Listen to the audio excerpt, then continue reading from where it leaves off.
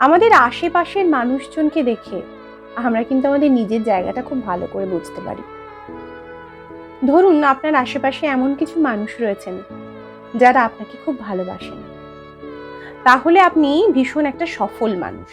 আবার ধরুন যদি আপনার আশেপাশে এমন কোনো মানুষের ভিড় থাকে যারা আপনাকে ভালোবাসেন, কিন্তু ভালোবাসার থেকেও তারা আপনার প্রতি জেলাস ফিল করেন, তাহলে কিন্তু আপনি সফলতার উচ্চ শিখরে আছেন।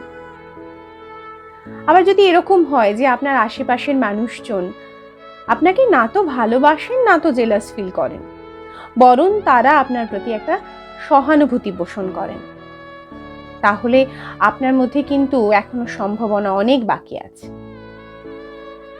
আর যদি আপনার আশেপাশে এমন মানুষজন থাকে যারা না তো আপনাকে ভালোবাসেন, না তো জেলাস ফিল করেন, না তো সহানুভূতি দেখান, তাহলে আপনার জীবনে আপনি ইতিহাস করতে চলেছেন।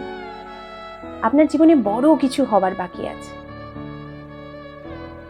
আপনি কি ভেবেছিলেন আমি বলবো যে আপনার জীবন শেষ হয়ে গেছে?